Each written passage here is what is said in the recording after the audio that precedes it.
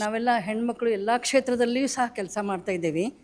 ಎಲ್ಲ ಕ್ಷೇತ್ರದಲ್ಲಿಯೂ ನಿಷ್ಠೆ, ಪ್ರಾಮಾಣಿಕತೆ, ಆಳವಾದ ಅಧ್ಯಯನ ಮಾಡಿ ವಿವಿಧ ಕ್ಷೇತ್ರಗಳಲ್ಲಿ ಹೆಸರುವಾಸಿಗಳಾಗಿದ್ದೇವೆ.